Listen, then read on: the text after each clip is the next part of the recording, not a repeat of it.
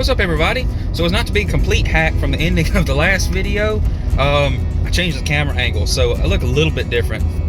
Whatever. Anyway, I'm headed out here now. Dad and I are going to put the duals on this 4320 that we bought. And the reason we're doing that is to try to see if it'll pull our 7-shank ripper. It may do it, it may not. You'll be just going along for the ride to see how well we do. We may not be able to run it that deep. Who knows? We'll figure it out. The reason that we're not using the 1466 on that ripper is because it's missing about half a tooth on one of the bull gears in the rear end, and it's fine for lighter jobs or something that doesn't require putting all the power it has to the ground. But to put the duals on it right now and try to pull a 7-shank ripper, just not the best idea. So we're going to try to do it with this 4320. That was one of the main reasons that we got it, other than just being nice to have another bigger tractor. So take you folks along for the ride. So sit tight. We're going to put the duals on first, and we're going to see if this thing will pull this ripper. Stay tuned. Alright folks, so I'll go on and say this. Don't try this at home. But anyway, we got the tractor up on a block there. So get it up off the ground enough that we can ease this wheel on it. So it's going okay.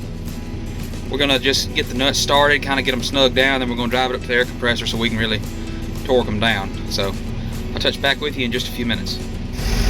Okay, so that was a little bit too stressful to try to film, so for the other side I'm going to set you folks up on the tripod on a time lapse, and you'll be able to see how we did this. But that was way too much to do to try to operate a camera at the same time. Alright, so there's one down and one to go.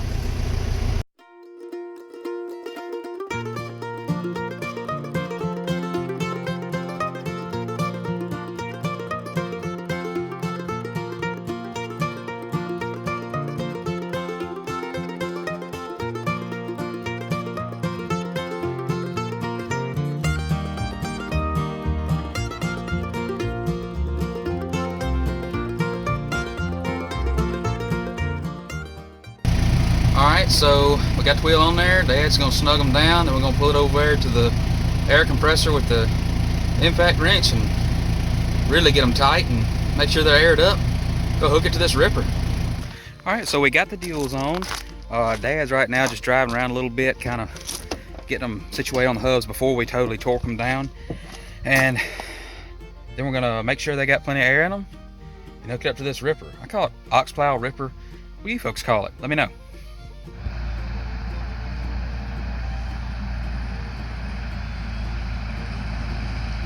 Looks so much meaner already.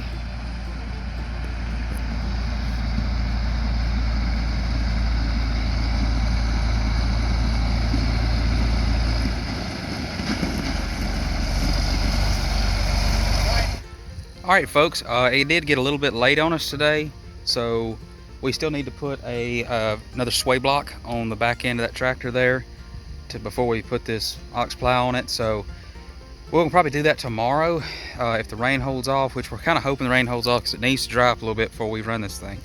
But what we're going to be pulling here is this John Deere 900 7-shank ripper. And we're a little bit of a smaller farm here, okay? So this may not be a very big ripper to some folks, but for us, it's a big ripper for just about anything we've got. That 1466 does pull it okay. Being a 2-wheel drive tractor, it's not the best, but that ripper really wants close to a 200 horse tractor, and that to actually, now it can pull it with less, but to go to the depth that it really needs to go in our soils, it really needs a good bit of horsepower. We've put it behind a John Deere 7830 before, which I think is 205 horsepower, and it did a really good job. We've had it behind a 130 horse New Holland before. It did okay, but to get the right depth, we had to take every other shank off, so we was having to run as a 4-shank, which it just doesn't break up the ground as good. But we're going to try it with this tractor. Hopefully we can run some decent depths with it. If not, we'll just take every other shank off again and use it like that. So that's going to be it for today. I'll catch you folks later when we're back to work on this. Maybe tomorrow, maybe the next day, who knows. Stay tuned.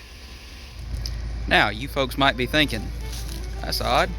He said he was gonna pull. They were gonna pull the ripper with that 4320.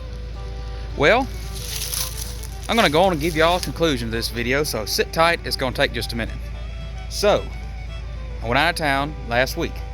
Well, during that time there was supposed to be some weather coming up, and the ground needed to be ripped. I'm so sorry I wasn't able to film that for you, but we got a buster down there. We need to hip some rows up.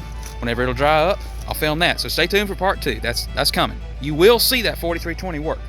But just to give you a story on this, they had got most of it plowed with this ripper. Said it did a wonderful job, running about 14 inches deep. The lift pump went out that feeds the injection pump. So while we were waiting to have to get one, he had to go on and finish it with the 1466 because it needed to get done before the rain got back. So that is why, and that is why I don't have a video on that. But like I said, there will be a video very soon of this tractor working. We're waiting for it to dry up. It's very wet out here, as you can see. So stay tuned for that. I figured I'd wrap this video up, go on and just make it 2 parts. And yeah, that'll be the end of this one. I'll catch you folks later. For real this time.